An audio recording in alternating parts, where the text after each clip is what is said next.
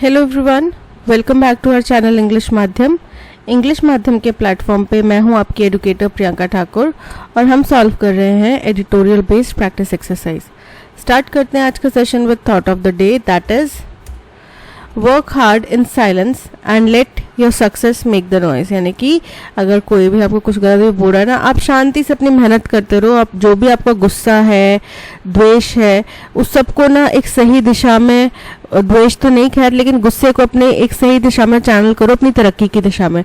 आपको किसी को भी जवाब देने की ज़रूरत नहीं है, क्योंकि जिस समय आप सफल हो जाएंगे उस समय जो वो जवाब होगा ना, वो उन सभी लोगों के मुंह पे एक तमाचे के तौर पे होगा कि भाई हम इस व्यक्ति को क्या समझते थे कि हम इसको हर बात ताना मारते थे कि ये कुछ नहीं कर पाएगा या ये किसी काबिल नहीं है, बट आज इस बच्चे ने हम सबको गलत प्रूफ कर दिया।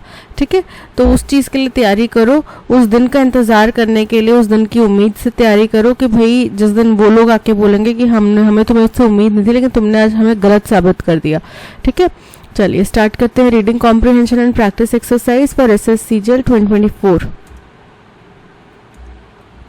India should not tailor its ties with Iran to US foreign policy changes। यानी कि टेलर करना मतलब किसी चीज़, अब टेलरिंग करना क्या मतलब होता है कि आप अपना सूट अपने अकॉर्डिंग सिलवाते हैं। ठीक है, तो बोल रहे हैं कि इंडिया को ईरान के साथ में जो उसकी संधि है, जो उसकी द्विपक्षीय रिश्ते हैं, ठीक है, उसको उनको क्या है, यूएस की फॉरेन पॉलिसी में होते हुए बदलावों के अनुसार नहीं चलाना चाहिए। ठीक है, उसके अकॉर्डिंग नहीं हमें उनको एडजस्ट करना चाहिए। अपने फॉरेन पॉलिसीज हमारे देश की अपनी होंगी, हम अपने देश का हित सोचेंगे, यूएस की फॉरेन पॉलिसीज उनके देश के हित के अकॉर्डिंग होगी। अब यूएस ने अगर अपनी फॉरेन पॉलिसीज ईरान के साथ में चेंज करी तो हमारे ऊपर ये दबाव नहीं होना चाहिए, हमें नहीं करना चाहिए कि यार यूएस ने चेंज कर दी अब हम भी अपनी बदल देते हैं, ऐसा नहीं होना चाहिए। ठीक है, by signing a 10-year agreement with Iran to develop and operate Chabahar port, India has taken its infrastructure and trade partnership with the Islamic Republic to the next level despite tensions in West Asia। अभी आपको पता ही है waste Asia में इस वक्त तनाव का माहौल है। ईरान ने इजराइल के ऊपर आक्रमण करके बहुत बड़ा पंगा ले लिया था, है ना। और अब वैसे तो फिलहाल के लिए इजराइल को रोका हुआ है, लेकिन यूएस के पहले से ही ईरान के साथ में तेल वगैरह को लेकर रिश्ते खराब हैं, राइट। तो बोल रहे हैं कि हिंदुस्तान ने क्या किया कि 10 साल का अग्रीमेंट साइन कर लिया ईरान के साथ में। क्या चीज़ करने का कि एक छबाहर पोर्ट है उसको वो डेवलप करेंगे और ऑपरेट करेंगे, चलाएंगे। कौन? इंडिया चलाएगा उसको। और इसके वजह से क्या हुआ, हिंदुस्तान का जो इंफ्रास्ट्रक्चर और ट्रेड की पार्टनरशिप है इस इस्लामिक देश के साथ में, वो एक और उच्चतम स्तर तक पहुंच गई है। हालांकि ये जानते हुए कि भाई इस वक्त वेस्ट एशिया में इतनी टेंशन्स हैं, इस बात के होते हुए भी हमारे उनके साथ में जो रिश्ते हैं वो और ज़्यादा मजबूत हो गए हैं। India will invest $120 million and offer a credit facility of $250 million to further develop the terminal it operates in Chabahar Shahid Beheshti Port and related projects. बोल रहे हैं हिंदुस्तान क्या करेगा, हिंदुस्तान $120 मिलियन तो अब वो दे रहे हैं इन्वेस्टमेंट के तौर पे, और उसके अलावा उधार देंगे, ऋण देंगे। कितना?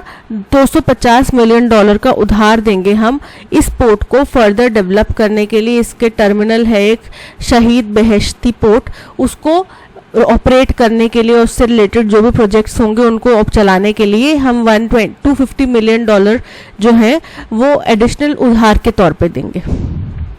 However, after the deal was signed, हालांकि जब ये डील साइन हुई उसके बाद में the US State Department said entities considering business deals with Iran, तो उसके बाद में यूएस के स्टेट डिपार्टमेंट ने कहा कि जो भी देश, एंटिटीज यहाँ पे किनको बोल रहा है, संस्था, संगठन, देश, तो यहाँ पे देशों का जो जिनका भी डील होगा ईरान के साथ में, बिजनेस डील करना चाहते हैं जो भी ईरान के साथ में, need to be aware that they are opening themselves up to and the potential risk of sanctions. बोल रहे हैं कि उन्होंने बोला कि जो भी देश, जो भी ऑर्गेनाइजेशन, संस्थान ईरान के साथ में कोई भी बिजनेस डील कर रहे हैं, उनको ये बात ज़रूर ध्यान में रखनी चाहिए कि वे लोग क्या कर रहे हैं, खुद के लिए आमंत्रित कर रहे हैं, ओपनिंग देमसेल्व्स अप टू मतलब आमंत्रित करना, और जो इस वक्त ईरान के ऊपर सैंक्शंस का एक रिस्क चल रहा है, पोटेंशियल रिस्क चल रहा है, संभावित खतरा, उसकी तरफ आमंत्रण दे रहे हैं। क्योंकि सैंक्शंस लग जाते हैं तो फिर वो देश जो है वो व्यापार नहीं कर सकता किसी और देश के साथ में,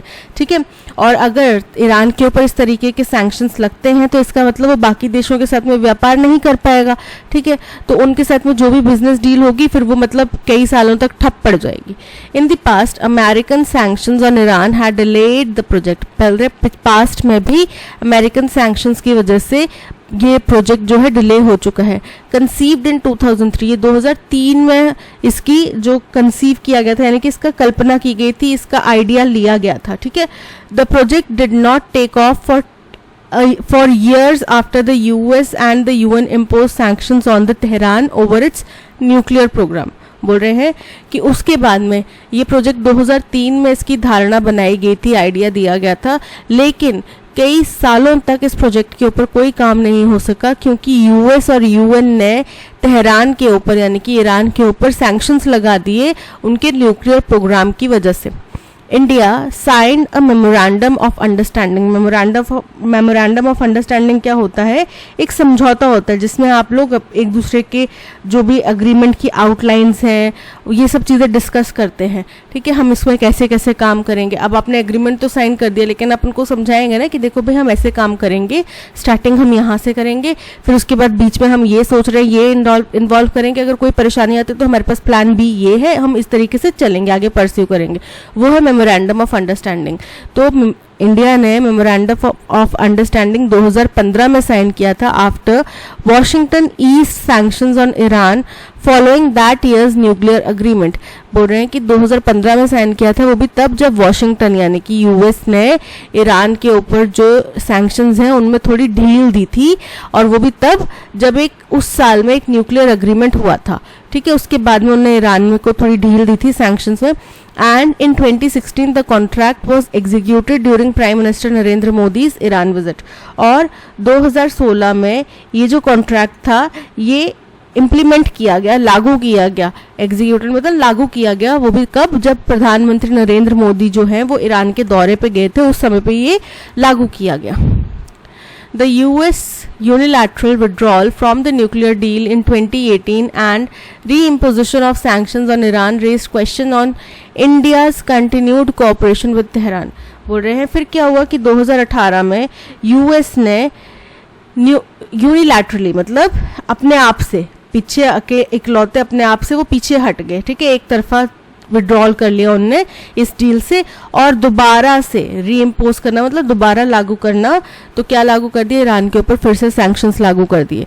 और इन सैंक्शंस के बाद में हिंदुस्तान के ऊपर सवाल उठाने लग गए कि भाई आप अभी भी तेहरान को कोऑपरेट करेंगे या नहीं करेंगे, आपका क्या स्टांस होगा। But India managed to win a carve out from the US sanctions that allowed it to operate the port through ad hoc measures। बोल रहे हैं लेकिन हिंदुस्तान ने यूएस के सैंक्शंस में से कुछ छूट अपने लिए प्राप्त कर ली, ठीक है। उनको कन्विंस कर लिया कि भाई हमें इतनी छूट मिलनी चाहिए, कैसे करके भी उन्होंने उनको कन्विंस कर लिया। और फिर उसके बाद में हिंदुस्तान को इस पोर्ट को ऑपरेट करने की परमिशन मिल गई एड हॉक मतलब टेम्पररीली रूप से, टेम्पररी मेजर्स के साथ में उनको ये ऑपरेट करने की अनुमति मिल गई। The Chabahar port is critical for India's connectivity plans. Hindustan का एक कनेक्टिविटी प्लान है, उसके लिए छबाहर पोर्ट बहुत महत्वपूर्ण है। First, it offers an alternative route to Afghanistan and central Asia by bypassing Pakistan. बोल रहे हैं क्योंकि सबसे पहली बात ये एक ऑल्टरनेट मतलब अलग, एक तो आपके पास मेन रास्ता है कि आप पाकिस्तान से होके जाएंगे, दूसरा ये ऑल्टरनेट रूट है कि अगर हम पाकिस्तान से होके नहीं जाना चाहते तो हम यहाँ से जा सकते हैं। तो ये अफगानिस्तान को और सेंट्रल एशिया को जोड़ने का एक ऑल्टरनेट रूट है जिसमें हम पाकिस्तान को बाईपास कर सकते हैं, allowing better trade with central Asia, जिसकी वजह से हमारा सेंट्रल एशिया के साथ में ट्रेड और बेहतर हो सकता है। And Chabahar is expected to be connected to the international north south transport corridor. और ऐसा माना जा रहा है कि छबाहर पोर्ट जो है उसको हम international north south transport corridor के साथ में कनेक्ट कर देंगे, bringing India closer to Europe through Iran, Azerbaijan and Russia, जिसकी वजह से हिंदुस्तान जो है यूरोप के और करीब आ जाएगा। कैसे कैसे? ईरान से होते हुए अजरबैजान और फिर रशिया तक पहुंच के, तो वो यूरोप के और करीब आ गया। And alternative to Suez route, अगर हम स्वेज रूट का भी ऑल्टरनेटिव देखें तो वो भी यही है, a fully operational NSTC would reduce the time and money spent on intercontinental trade। तो हम एशिया में हैं, हमें यूरोप के साथ में अगर कनेक्टिविटी मिल जाती है स्वेज कैनाल के ऑल्टरनेट के रूप में, तो फिर वो भी हमारे लिए अच्छा है। तो देखो हम एक तो सेंट्रल एशिया तक पहुंच गए इस रास्ते से, और इसी रास्ते से हम यूरोप तक पहुंच गए। द पोर्ट रफली 200 kilometre from Pakistan Gwadar, where China is developing a port as part of its BRI, would also help India expand its geopolitical influence in Central Asia। और ये जो पोर्ट है ये पाकिस्तान के गवादर जो है वहाँ से केवल 200 किलोमीटर दूर है, ठीक है। और गवादर जगह का मेंशन क्यों इम्पोर्टेंट है? क्योंकि गवादर वो जगह है जहाँ पे चाइना इस वक्त एक पोर्ट बनाने की प्रयास कर रहा है, जो कि उसका BRI एक प्लान है, उसका हिस्सा है, ठीक है, उसका पार्ट है। तो ये भी हिंदुस्तान के लिए अच्छी बात होगी कि अगर हम उससे केवल 200 किलोमीटर दूर एक और पोर्ट बना सकते हैं। इससे क्या होगा? हमारा सेंट्रल एशिया पे हमारा जियोपॉलिटिकल इन्फ्लुएंस और ज़्यादा महत्वपूर्ण हो जाएगा और ज़्यादा एक्सपैंड कर जाएगा। But the US seems to have taken a narrow view of the project over its hostility with Iran. लेकिन ऐसा लग रहा है कि US ने इस रूट का, ये जो प्रोजेक्ट है, इसकी अहमियत को थोड़ा कम आंक लिया है, इसको ज़्यादा डिटेल में उन्होंने समझा नहीं, तवज्जो नहीं दिया, और अपना जो नैरो मतलब सीमित, लिमिटेड जो व्यू है इस प्रोजेक्ट के बारे में वो रखा, और किसके ऊपर उसको तवज्जो दी? अपनी जो क्रूरता है, शत्रुता है, दुश्मनी है ईरान के साथ में, उसको इससे ज़्यादा, उसको इस प्रोजेक्ट से ज़्यादा महत्वपूर्ण उसने माना, अमेरिका ने। America's interest in the region have also change. अब इस इलाके में, इस रीजन में, सेंट्रल एशिया के इलाके में अमेरिका का जो इंटरेस्ट है वो भी अब बदल चुका है, चेंज हो चुका है। इन 2018 when US forces were banking the Islamic Republic government in Afghanistan, बोल रहे हैं 2018 में, जब US की फोर्स जो है वो इस्लामिक रिपब्लिक सरकार को, जो कि अफगानिस्तान में थी, उसको सपोर्ट करी थी, it gave a sanctions waiver to India as Kabul also stood to benefit from the port project. तो उन्होंने हिंदुस्तान को सैंक्शंस वेवर दिया था, यानी कि छूट दी थी सैंक्शंस में, क्योंकि काबुल यानी कि अफगानिस्तान को भी इससे फायदा होना था, इस प्रोजेक्ट के डेवलपमेंट से अफगानिस्तान को भी फायदा होना था, ठीक है। बट टुडे, आज की स्थिति कुछ अलग है। Today US troops are out of Afghanistan. अब अफगानिस्तान में US ट्रूप तो है नहीं, वहाँ पे तालिबान का कब्जा हो चुका है। The Taliban has replace the Islamic Republic and the US focus is on containing Iran. और इस वक्त US का पूरा फोकस है ईरान को कंटेन करना, यानी कि नियंत्रित करना। India in the past had taken U-turns in its Iran engagement depending on the policy changes in Washington DC। हो रहे हैं, इससे पहले क्या हुआ है, हिंदुस्तान ने यू टर्न ले लिया है। यू टर्न लेना मतलब पीछे हट जाना, कुछ लिए हुए फैसले से वापस पलट जाना। तो पास्ट में हिंदुस्तान ने ईरान के साथ में अपने जो रिश्ते हैं उनके ऊपर यू टर्न लिया हुआ है। जैसे जैसे वॉशिंगटन यानी कि US की पॉलिसीज ईरान के लिए चेंज होती हैं, उन्हीं के अकॉर्डिंग हम अपनी पॉलिसीज बनाते रहे हैं। It should not do that anymore. लेकिन अब हमें ये चीज़ नहीं करनी चाहिए। It should stay invested in Chabahar and seek to improve its trade and connectivity projects with central Asia. अभी इस वक्त हमें छबाहर में इन्वेस्टेड रहना चाहिए, यानी कि वहाँ पे बने रहना चाहिए, अब वहाँ पे इन्वेस्टमेंट करना चाहिए, और ट्रेड को और उसकी कनेक्टिविटी को सेंट्रल एशिया के साथ में और ज़्यादा बेहतर करने की कोशिश करनी चाहिए, which is essential for India's continued rise, जो कि हिंदुस्तान की लगातार बढ़ती हुई तरक्की के लिए बहुत ज़्यादा ज़रूरी है। तो ये था पैसेज बेसिकली क्या बोल रहा है, पैसेज में हिंदुस्तान की जो पॉलिसीज़ रही हैं ईरान के प्रति, ठीक है, वो कैसे US की पॉलिसी से प्रभावित होती हैं और जो कि नहीं होनी चाहिए, इसके ऊपर एक टिप्पणी की गई है, ठीक है, उनको चेतावनी दी है, कॉशन किया है कि भाई आप ऐसे मत करो, आप अपनी पॉलिसीज बनाओ, क्योंकि अगर यहाँ पे हम अगर यूएस के अकॉर्डिंग देखने लगे तो यूएस तो अपना बेनिफिट देख रहा है, लेकिन हमारा बेनिफिट इस वक्त स्पोर्ट को डेवलप करने में, स्पोर्ट को ऑपरेट करने में हमारा ज़्यादा फायदा है, ठीक है। अगर हमें सेंट्रल एशिया में अपनी पकड़ बनानी है, यूरोप तक अपनी पकड़ बनानी है, तो हमारे लिए ये पोर्ट ज़रूरी है, ठीक है। और ये एक ऑल्टरनेट रूट हमें दो चीज़ों के लिए दे सकते हैं कि हम पाकिस्तान को बाईपास करके भी अफगानिस्तान और सेंट्रल एशिया तक पहुंच सकते हैं, और स्वेज कैनाल को बाईपास करके हम यूरोप तक पहुंच सकते हैं, ठीक है। तो ये हमारे को दो रास्ते, शॉर्ट रास्ते या शॉर्ट ना भी हों बट बाईपास करने योग्य रास्ते बता रहा है, जिससे कि हमारी यूरोप में भी पहुंच बेहतर हो सकती है और सेंट्रल एशिया में पहुंच बेहतर हो सकती है, ठीक है।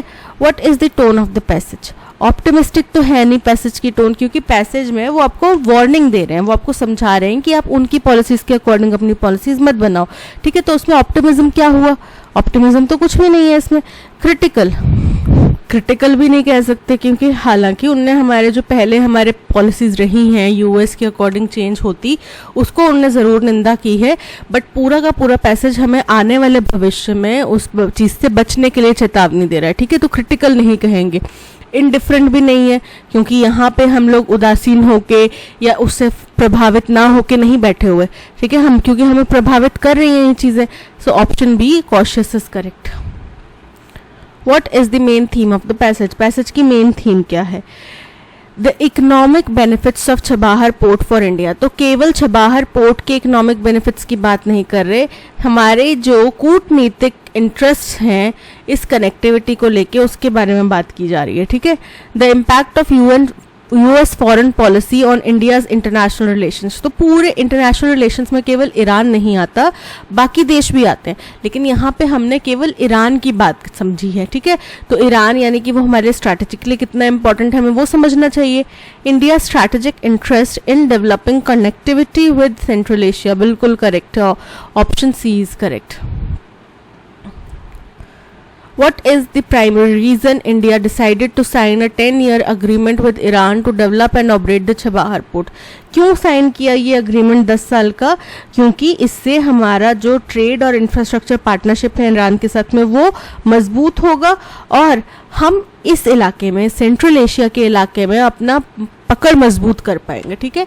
India seeks to bolster its trade and infrastructure partnership with Iran despite the tensions in West Asia, ensuring a strategic foothold in the region. बिल्कुल करेक्ट है। India aims to align its foreign policy more closely with the US. तो ये तो incorrect है ना, इसी चीज़ से तो बचने के लिए उन्होंने कहा है, वार्निंग दी है। India wants to support the US policy in the Middle East. Incorrect है। US की पॉलिसीज को सपोर्ट करके हमारा क्या बेनिफिट होगा, ठीक है। अब अगर हम कोई आम तौर पे इंसान भी हैं, आम व्यक्ति भी हैं, तो भी हम ये चीज़ सोचते हैं ना कि ये करने से मुझे क्या फ़ायदा होगा, ठीक है। ऑल्दो फर्स्ट थॉट नहीं आएगा, हो सकता है फर्स्ट थॉट में आप सोचें कि मैं मदद कर देता हूँ, लेकिन जब आप एक्चुअल में पूरे शांति से, तसल्ली से सोच विचार करके वो काम करने लगे, तब आपको लगे कि यार इससे मेरा क्या फ़ायदा हुआ। तो देश को तो फिर ये चीज़ सोचनी पड़ती है, क्योंकि देश के अंदर करोड़ों लोगों की जनसंख्या होती है जिनको अपने देश के मंत्रियों से, जो पॉलिसी मेकर्स हैं, उनसे उम्मीद है, ठीक है। तो यूएस की पॉलिसीज़ को सपोर्ट करके इंडिया क्या क्या फ़ायदा, राइट। तो ये इनकरेक्ट है। India is driven by its commitment to support Iran nuclear programme. तो हिंदुस्तान ने ऐसा कोई कमिटमेंट नहीं किया है कि भाई हम ईरान के न्यूक्लियर प्रोग्राम को सपोर्ट करेंगे, तो ये इनकरेक्ट है। So option A is correct. What were the main challenges faced by Chabahar port project before the recent agreement? तो इससे पहले 2003 में एक ये आइडिया जो था उसको उजागर किया गया था, उसको आइडिया को उपज मिली थी इस आइडिया को, लेकिन फिर क्या हुआ, यूएस और यूएन के सैंक्शंस की वजह से इतने सालों से ये बंद हो गया project. The project face delays due to American and UN sanctions imposed on Iran over its nuclear programme, correct है इतना, and the US unilateral withdrawal from the nuclear deal in 2018, बिल्कुल करेक्ट है, option A is correct. Why should India not tailor its ties with Iran based on US foreign policy changes according to the passage में क्या कारण दिया गया, क्यों हमें Iran के यूएस की पॉलिसीज़ की वजह से नहीं करना चाहिए, क्योंकि यूएस जो है वो इस रास्ते का जो स्ट्रैटेजिक इम्पॉर्टेंस है उसको महत्व नहीं दे रहा, वो अपनी जो रंजिश है, अपनी जो दुश्मनी है उसको महत्व दे रहा है। ठीक है, उसने इस रास्ते की स्ट्रैटेजिक इम्पॉर्टेंस को अपने जो रंजिश है उससे नीचे रखा है। तो फिर हमें उस देश के अकॉर्डिंग क्यों अपनी पॉलिसी बनानी चाहिए जो इतना महत्वपूर्ण डिसीजन है, इतना महत्वपूर्ण रास्ता है, उसको नहीं समझ पा रहा। जबकि उसको पता है कि पाकिस्तान में चाइना एक पोर्ट बना रहा है और यूएस चाइना का 36 का आंकड़ा है, लेकिन तो उनको भी बेनिफिट हो सकता है कि वो भी पाकिस्तान को बाईपास करके अगर यहाँ से उनकी कोई इंडस्ट्री है वो सेंट्रल एशिया तक या यूरोप तक माल पहुँचाना चाहती है तो वो भी इस्तेमाल कर सकते हैं इस पोर्ट को। लेकिन वो लोग तो इस चीज़ को नहीं सोच रहे, तो फिर हम उनके अकॉर्डिंग अपने पॉलिसीज़ क्यों बनाए, right? India has historically had strong and stable relations with Iran that should not be influenced by the external factors. तो ऐसा कुछ ऐतिहासिक हमारे बहुत अच्छे संबंध रहे हैं, ऐसा कुछ हमने यहाँ पे नहीं पढ़ा। इस वक्त का मुख्य उद्देश्य यही है कि भाई अगर कोई देश अपने दुश्मनी को महत्व दे रहा है किसी स्ट्रैटेजिक इम्पोर्टेंस की बजाय, तो फिर हमें उसको भी नहीं सोचना चाहिए, हमें भी उसके अकॉर्डिंग नहीं चलना चाहिए। UN foreign policy changes have consistently favored India's interest in the region. ये भी इनकरेक्ट है। कई दफ़ा UN की फॉरेन पॉलिसीज इस तरीके की होती हैं कि हिंदुस्तान के अगेंस्ट में वो जा सकती हैं, राइट? तो ये भी इनकरेक्ट है। The changing in US interest and hostile stance towards Iran could jeopardize India's strategic and economic benefits from the Chabahar port and regional connectivity projects. तो बिल्कुल करेक्ट है कि अगर यूएस का इंटरेस्ट, यूएस का जो स्टांस है वो चेंज होता रहा, इसी तरीके से वो अपने हॉस्टाइल इंटरेस्ट दिखाते रहे, तो इससे हमारा जो ये स्ट्रैटेजिक और इकोनॉमिक बेनिफिट्स हैं वो जेपर्डाइज होंगे, वो खतरे में आएंगे, उनको नुकसान पहुंचेगा। So option C is correct. Many years ago, बहुत साल पहले, at the foothills of Catskill कोई पहाड़ी का नाम होगा, हाँ माउंटेन्स, आगे लिखा है माउंटेन्स, काटस्किल्स माउंटेन पहाड़ियों के फुट हिल यानी कि उनके जो नीचे वैली वाला इलाका होता है वहाँ पे वॉज अ लिटिल विलेज, एक छोटा सा गांव था। In the village lived a simple good nature dash named Rip Van Winkle.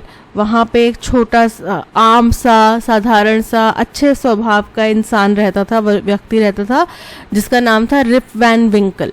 He was a kind neighbour, वो बहुत ही दयालु नेबर था। रेडी टू हेल्प एनीवन, जो कि किसी के भी हेल्प करने के लिए तत्पर रहता था, तैयार रहता था। Everyone in the village liked him, village में हर कोई उसको पसंद करता था।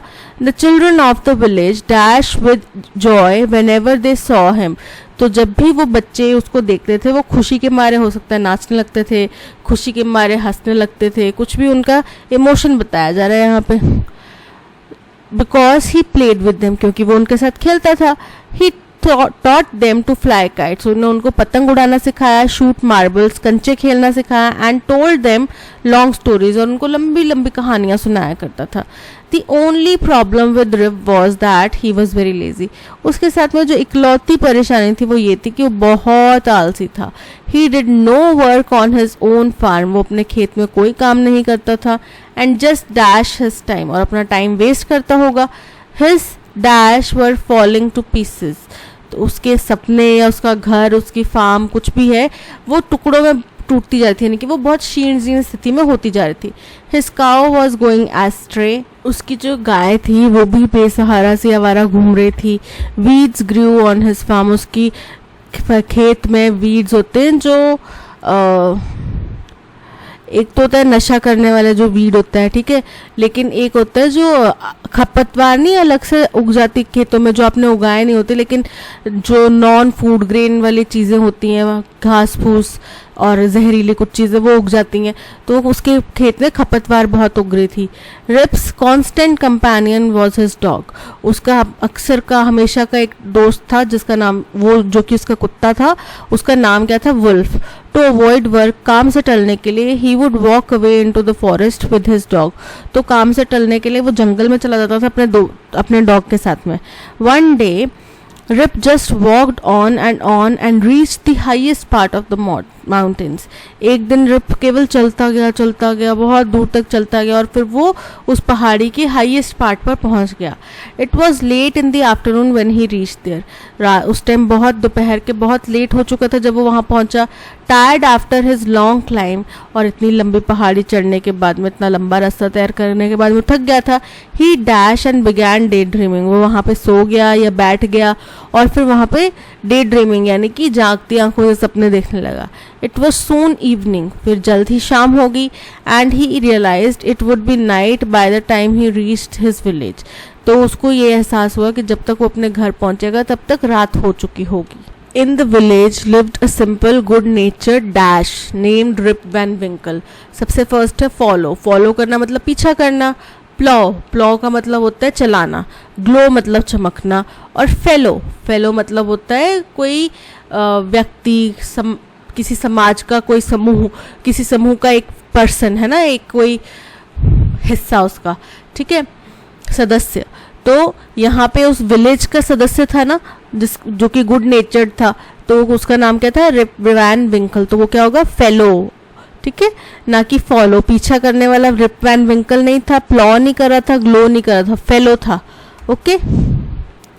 The children of the village dash with Joy, तो जब भी वो बच्चे उनको देखते थे वो क्या होते थे? खुशी के मारे शाउटेड, चिल्लाते थे। एक्सपेक्टेड, उम्मीद करते थे। फैब्रिकेटेड मतलब साजिश करते थे, कुछ बनाते थे मन घड़ंत। डेसिकेटेड मतलब होता है सूख जाना, तो वो सूख जाते थे खुशी के मारे। तो ना सूखते थे खुशी के मारे, ना फैब्रिकेट करते, ना एक्सपेक्ट करते थे, क्या करते? चिल्लाते थे बच्चे खुशी के मारे। He did no work on his own farm and just dash his time. Just far away मतलब दूर जाना, तो अपने टाइम को दूर नहीं जाता। आइडल्ड अवे मतलब बिना किसी उद्देश्य के समय बिता देना, ऐसे बैठे बैठे टाइम पास कर देना। वेयरिंग अवे मतलब किसी चीज को खराब कर देना, टूट फूट जाना, ठीक है। और कीप अवे मतलब दूर रखना। तो यहाँ पे ऑप्शन बी आइडल्ड अवे यानी कि बिना कुछ काम किए ऐसे ही समय बिता देना। His dash were falling to pieces. Forces मतलब ताकत, ठीक है, तो ताकत तो उसकी पीसेस में नहीं टूट रही थी। सब्सटेंसेस मतलब कि जो भी पदार्थ थे, तो वहां पे पदार्थ नहीं टूट रहे थे। फेंसेस मतलब जो चार दीवारी में तारे लगाई होती है ना किसी भी खेत के चारों तरफ, तो वो चारों तरफ अगर तारे लगाई हैं, जानवर बार बार आएंगे जाएंगे तो वो टूट जाती हैं, ढीली पड़ जाती है। उनको भी टाइम के साथ में हवा बारिश जैसे होती है उसके साथ में उनको भी वापस रिपेयर करना पड़ता है। तो उनकी फेंसेस क्या थी? फॉल कर रही थी पीसेस में। इनकरेज मतलब प्रोत्साहित करना। तो यहाँ पे option C fences is correct. Tired after his long climb he dash and began day dreaming. तो वो क्या किया? ले डाउन मतलब लेट गया, तो लेट कर ही सपने देखने लगा। क्लैंप डाउन का मतलब होता है किसी चीज को सख्ती से रोकना। ट्रैक डाउन मतलब खोज निकालना। क्रैक डाउन मतलब सख्त कार्रवाई करना। तो यहाँ पे वो सोया था ना, तो lay down, option A is correct. अब यहाँ पे वन वर्ड सब्स्टिट्यूट करना है। गवर्नमेंट गवर्नड बाय वेल्थ, कोई भी ऐसी सरकार जो धन से चलती हो यानी कि धनवानों की जेब में हो, उसको क्या बोलते हैं? सबसे पहले है थ्योरोक्रेसी यानी कि धर्मतंत्र, ठीक है, जो धर्म के ऊपर आधारित कोई देश हो, जैसे कि कैलाशा उन्होंने बनाया है, जो यहाँ से भागकर एक स्वामी जी गए हैं रेप केसेस से, तो उन्होंने एक कैलाशा नाम का देश बनाया है, वो धर्म के बेस के ऊपर बना है। ऑटोक्रेसी मतलब जहाँ पे एक अधिकार हो, एक ही सरकार हो, एक ही व्यक्ति के पास में सारी पावर है। डेमोक्रेसी यानी कि प्रजातंत्र, जनता के पास में पावर है। और प्लूटोक्रेसी मतलब धन सत्ता यानी कि धनवानों के पास में पावर है। So option D plutocracy, a government governed by wealth is correct. There is clandestine affair. अब इसका हमें क्लैंडस्टाइन का एंटोनिम बताना है। पहली बात, क्लैंडस्टाइन का मतलब होता है गुप्त, उनका सीक्रेट अफेयर है, ठीक है। तो नोन मतलब सबको पता है, तो सीक्रेट नहीं है यानी कि सबको पता है, तो वो क्या होगा? ऑप्शन ए एंटोनिम होगा। प्राइवेट मतलब निजी। स्नीकी मतलब चोरी छिपे। इलिसिट मतलब अवैध, तो यहाँ पे option A known is correct. That is a picture worth seeing but this is an absurd piece of art. अब आपके सामने दो फोटोग्राफ्स हैं, एक मान लो आपके हाथ में है और एक दीवार पे टंगी हुई है, ठीक है। इसके ऊपर $100 मिलियन का प्राइस टैग लगा हुआ है और ये पिक्चर मान लो 100 रुपए की है, ठीक है। अब कोई व्यक्ति बोल रहा है कि ये this picture is worth seeing, यानी कि ये पिक्चर है जो देखने योग्य है, ठीक है। और वो $100 मिलियन की दैट इज एन एब्सर्ड, ठीक है। या फिर that picture is worth seeing, this is an absurd, ठीक, पीस ऑफ आर्ट। तो एंटोनिम बताना है एब्सर्ड का। पहली बात दैट और दिस क्या है, ये इंडिकेटिव एडजेक्टिव है, ठीक है। अब एब्सर्ड का हमें एंटोनिम बताना है। एब्सर्ड का मतलब क्या होता है, इलॉजिकल, इरैशनल, कोई उनका तर्क नहीं है, ठीक है। तो एंटोनिम क्या हो जाएगा, ऑर्डिनरी। ऑर्डिनरी मतलब सामान्य, ऑड अजीब, एरी भयानक, रियलिस्टिक वास्तविक, ठीक है, जिसमें कोई लॉजिक है, रियल है। So option D realistic is the antonym for absurd. Most of earth surface is covered by water. अब इस सेंटेंस को हमें एक्टिव वॉइस में कन्वर्ट करना है। बाय के बाद में जो आता है वो हमारा सब्जेक्ट होता है, ठीक है। तो वाटर हमारा सब्जेक्ट हो गया, सब्जेक्ट पहले आता है वाटर। अब इज कवर्ड, ठीक है, इज कवर्ड है तो यानी कि ज़्यादातर धरती का हिस्सा वाटर के द्वारा कवर होता है, यानी कि एक जेनरिक स्टेटमेंट है। तो water covers most of the earth surface. Water is covering नहीं आएगा, हैज़ बीन कवरिंग पास्ट से कवर करता आया है, नहीं, water covers most of earth surface. Option C is correct.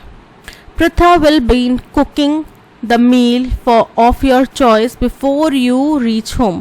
देखो जो हमारे मॉडल वर्ब होते हैं माइट, मे, विल, मस्ट, ठीक है, कुछ मॉडल वर्ड्स होते हैं, इनके साथ में बीन नहीं आता, इनके साथ में वर्ब की फर्स्ट फॉर्म बी आती है। बीन की फर्स्ट फॉर्म क्या होती है, बी। तो Pritha will be cooking the meal of your choice, मतलब जब आप घर आओगे उससे पहले पृथा आपके खाने की, आपकी पसंद की चीज़ बना रही होगी, ठीक है। तो Pritha will be cooking, option B is correct. B नहीं आएगा, बी आएगा। आइदर के साथ में और आता है, नाइदर के साथ में नॉर आता है। ये कब होता है, जब हमारे पास दो ऑप्शंस होते हैं, ना तो ये ना ही ये, तब तो आ जाए नाइदर नॉर। ना मैं नमक पसंद करता हूँ, neither I like salty food nor do I like sugary food. तो मेरे को ना नमकीन ज़्यादा पसंद है ना मीठा ज़्यादा पसंद है, राइट। तो नाइदर नॉर। आइदर और मतलब आपके पास अगेन दो ऑप्शन है, या तो मैं पिंक ड्रेस पहनूंगी या फिर मैं येलो ड्रेस पहनूंगी, ठीक है। Either I will wear pink dress और I will go for a yellow dress, ठीक है। तो यहाँ पे आइदर है, आइदर यू या तो तुम, और वो या फिर, ठीक है। आइदर और he will have to pay for this damage. तो तुम दोनों में से अगर मान लो आपके और आपके फ्रेंड की लड़ाई होगी, ठीक है, उससे आप दोनों के झगड़े में किसी होटल में कुछ कांच का टेबल टूट गया, राइट। तो अब वो उसका जो मालिक है, मैनेजर है, वो आया, वो बोले या तो तुम इसका डैमेज भरोगे, दोनों में से किसी एक को तो भरना पड़ेगा। तो यहाँ पे क्या हो गया, either you or he will have to pay for this damage. So option A or he is correct. The perfume she uses has a strong dash. अब परफ्यूम की खुशबू होती है, ठीक है, जो गंध होती है, ठीक है, वो सुगंधित हो सकती है, दुर्गंध हो सकती है, लेकिन होती क्या है, स्ट्रॉन्ग सेंट, गंध, खुशबू, ठीक है। तो वो क्या है, सेंट नहीं होता, क्या होता है, scent, SCENT। Option C is correct. Parajumble का क्वेश्चन है, हमें रीअरेंज करना है करेक्ट फॉर्म में, ठीक है। सबसे पहले सिम्टम्स लाइक नर्वसनेस। सिम्टम्स क्या होते हैं, जो उसके कुछ लक्षण होते हैं ना, तो लक्षण जैसे कि नर्वसनेस, इंक्रीज्ड हार्ट रेट, बढ़ा हुआ heart rate, and feeling weak, और कमज़ोर फील करना, are some of the starting signs of anxiety. ये एंजाइटी के शुरुआती लक्षण हैं। Whereas anxiety attacks, sweating, trembling and having a feeling of impending danger might suggest advanced anxiety levels। और वहीं अगर एंजाइटी अटैक्स आते हैं, पसीना आता है, कपकपाहट होती है, या फिर अक्सर ऐसा फीलिंग होता है कि कुछ ना कुछ खतरनाक या कुछ ना कुछ खतरा आ रहा है या कोई मुझे मारना चाहता है, ऐसी फीलिंग होती है, तो ये सब सजेस्ट करता है कि आप एंजाइटी के एडवांस्ड लेवल पर पहुंच चुके हैं. Most people don't even realize they have anxiety or take corrective measures until it amplifies and gets out of control. हमने से ज़्यादातर लोगों को पता ही नहीं होता कि हमें एंजाइटी है, या फिर हम उसको सुधारने के कुछ कदम उठाएं जब तक कि स्थिति हाथ से बाहर, बहुत ज़्यादा गंभीर होकर हमारे हाथ से बाहर ना हो चुकी हो. ठीक है, कैसे पता चलेगा मुझे एंजाइटी है, आपको एंजाइटी है, किसी अन्य व्यक्ति को एंजाइटी है आपके आस पड़ोस में? अब हमने कई ऐसे केसेस देखे हैं कि हंसता चेहरा होता है, 2 मिनट पहले रील अपलोड करके हटा है और 2 मिनट बाद उसने सुसाइड कर लिया. पर क्या उसके हंसते चेहरे से, उसकी उस रील से पता चल सकता है कि वो बंदा या वो व्यक्ति एंजाइटी से जूझ रहा था? नहीं पता चलता. ठीक है, anxiety is a sad reality of today's time. आजकल के दिन हकीकत की सबसे दुखद हकीकत क्या है? Anxiety. That has plagued a number of us in a variety of different ways. जिसने हम सबको प्रभावित किया है, दूषित करा है, बहुत अलग अलग तरीके में, बहुत अलग अलग समय पर. ठीक है, तो ये तो हमारा इंट्रोडक्टरी स्टेटमेंट हो गया, क्योंकि यहाँ पे एंजाइटी को पहली दफ़ा इंट्रोड्यूस किया गया है. हमें समझ में आ रहा है कि हम एंजाइटी के ऊपर चर्चा कर रहे हैं. ठीक है, सो डी हमारा फर्स्ट स्टेटमेंट होएगा. इसके बाद में देखो, ज़्यादातर लोगों को पता नहीं होता, तो एंजाइटी हमारी समस्या है, लेकिन ज़्यादातर लोगों को पता ही नहीं होता जब तक कि वो आगे बढ़ ना जाए. फिर उसके बाद में उसके लक्षण बताए कि ये तो सिंपल एंजाइटी के लक्षण है, और ये जो है बी में जो मेंशन है ये सीवियर एंजाइटी के, यानी कि एंजाइटी के अप स्टेज के लक्षण है. तो यानी कि बी से पहले ए आएगा. यहाँ पे देखो ए बी से पहले है, ए बी से पहले, लेकिन यहाँ पे ए के और बी के बीच में सी है, और यहाँ पे बी ए से पहले, तो ये दोनों एलिमिनेट हो जाएंगे. हमें पता है डी हमारा फर्स्ट स्टेटमेंट है, यहाँ पे डी फर्स्ट स्टेटमेंट है, यहाँ पे सी फर्स्ट स्टेटमेंट है, तो ए एलिमिनेट हो गया. बचा क्या? Option B, D C A B. Incorrectly spelled word हमें बताना है. सबसे पहले है मिस्चीवियस. मिस्चीवियस का बिल्कुल करेक्ट स्पेलिंग है, मतलब शैतान. मिनिएचर मतलब छोटा रूप, बिल्कुल छोटी छोटी चीज़ें, बच्चों के टॉयज से भी छोटी छोटी चीज़ें कोई बनाता है ना, मिनिएचर घर बनाते हैं, मिनिएचर प्रोडक्ट्स बनाते हैं. मेटामॉर्फिक, मेटामॉर्फिक होता है बिल्कुल डैमेज हो चुकी कोई स्थिति. ठीक है, और मिसस्पेल, मिसस्पेल मतलब गलत स्पेलिंग पढ़ लेना या गलत स्पेलिंग बोल देना, तो मिस स्पेल. ठीक है, सो ऑप्शन डी के स्पेलिंग इनकरेक्ट है. To go to the dogs. To go to the dogs का मीनिंग होता है बहुत बुरा बन जाना, बहुत बुरा हाल हो जाना, बहुत बुरी स्थिति में हो जाना. To win a race, race जीत जाना. टू बिकम वर्स मतलब बहुत बुरा बन जाना. Option B is correct. Adamant, adamant का मतलब होता है अटल. ठीक है, तो इसका सिनोनिम क्या आएगा? फ्लेक्सिबल. फ्लेक्सिबल तो अटल नहीं होता. आप कभी इस तरफ चले जा रहे हो, आप कभी उस तरफ चले जा रहे हो, तो आप अटल कैसे हुए? सॉफ्ट, सॉफ्ट मतलब बहुत ही मुलायम. स्टबन, स्टबन मतलब जिद्दी, हठी, तो स्टबन भी अडैमेंट का सिनोनिम ही है. अडैप्टेबल, अडैप्टेबल मतलब ऐसा व्यक्ति जो किसी भी परिस्थिति में ढल सकता है, वो हो गया adaptable. So option C stubborn is correct. She rarely approached nobody to talk about the problems that she was facing. वो बहुत कम ही किसी से बात करती थी. नोबडी मतलब किसी से नहीं करती थी, किसी को नहीं अप्रोच करती थी. वो बहुत कम ही किसी के साथ में अपने मन की बात शेयर करती थी. तो नोबडी की बजाय क्या आएगा? एनीबडी. ठीक है, she rarely approached anybody to talk about the problems. So she rarely approached nobody की बजाय क्या आएगा? Anybody. Option C is correct. The panel picked the candidates randomly for the interview. अब रैंडमली का एंटोनिम बताना. Randomly मतलब आपने ऐसे ही बिना किसी व्यवस्थित तरीके से ऐसे ही पिक कर लिया, रैंडमली पिक कर लिया. यानी कि आपने मान लो कि बहुत सारी पर्चियां बना ली और ऐसे ही जिसका नाम हाथ में आ गया वो चिट आपने रैंडमली उठा ली, या फिर आपने सारे जिनके भी नॉमिनेशंस आए थे उनमें से एक के ऊपर हाथ रख दिया कि हाँ इसको उठा लेते हैं. ठीक है, लेकिन इसका एंटोनिम क्या होगा? आपने पूरा प्रक्रियाबद्ध तरीके से कोई कार्य किया हो, राइट, कि उसमें सिस्टम फॉलो किया कि पहले एंट्रेंस एग्ज़ाम लिया, फिर दूसरा एंट्रेंस एग्ज़ाम लिया, फिर इंटरव्यू लिया, फिर आपने व्यक्ति सिलेक्ट करा या उसको असाइनमेंट दिया, फिर आपने वो व्यक्ति सिलेक्ट करा, ठीक है। कैजुअली, कैजुअली मतलब जो आप लापरवाही से कर दे, अनविलिंगली, यानी कि आपकी इच्छा नहीं है कुछ करने की लेकिन आपने फिर भी वो किया अनिच्छित तौर पे। सिस्टमैटिकली, सिस्टमैटिकली मतलब व्यवस्थित रूप से, जो बिल्कुल करेक्ट एंटोनिम जो है रैंडमली का वो है सिस्टमैटिकली। इंसिडेंटली, इंसिडेंटली मतलब इत्तेफाक से, तो option C systematically is correct. The Mesopotamians invented the decimal system. अब इसको हमें पैसिव वॉइस में कन्वर्ट करना है। तो मेसोपोटामियंस क्या है, हमारा सब्जेक्ट है, इन्वेंटेड क्या है, हमारा वर्ब है, डेसिमल सिस्टम क्या है, हमारा ऑब्जेक्ट है। इन्वेंटेड मतलब पास्ट में किया था, तो the decimal system was invented by मेसोपोटामियंस। The decimal system was invented by the मेसोपोटामियंस। Option A is correct. Don't take the wind out of my dash and tell me I am going nowhere with my life.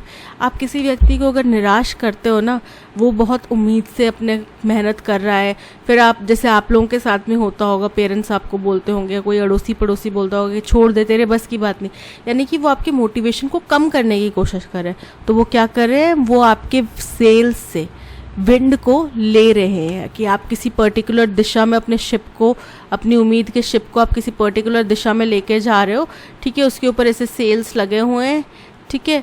उनसे अगर उनमें हवा नहीं होगी तो वो किसी भी दिशा में नहीं जाएंगे, राइट। सेल्स को चलने के लिए हवा की ज़रूरत है, लेकिन अगर उनसे आपकी हवा ले ली गई, उन सेल से आपकी हवा ले ली गई, तो आपकी बोट एक जगह पर स्थिर हो जाएगी, यानी कि वो आगे नहीं बढ़ेगी। तो don't take the wind out of my, boat नहीं होगा, विंग्स नहीं होगा, क्या होगा, sails. Option C is correct. और ये सेल्स है बेचने वाला sales, so option C sales is correct, क्योंकि बोट में जो शिप्स होते थे पहले के, उनमें सेल्स पे हवा लगने से ही आप दिशा, किसी पर्टिकुलर दिशा में जा सकते थे, ठीक है। और उसी के अकॉर्डिंग, विंड के अकॉर्डिंग ही सेल्स को एडजस्ट किया जाता था। इतनी बड़ी बड़ी शिप्स को कोई पतवार चला के थोड़ी चलाया जाता था, पतवारें भी चलती थी लेकिन ज़्यादातर समय वो सेल्स के भरोसे चलती थी, विंड के भरोसे, ठीक है। So option C sales is correct. That's all, आज के सेशन में इतना ही। Thank you so much for watching. अगर कंटेंट पसंद आया हो तो लाइक, शेयर और सब्सक्राइब ज़रूर कीजिएगा। मिलते हैं नेक्स्ट सेशन में। Till then keep learning and keep practising. Bye bye.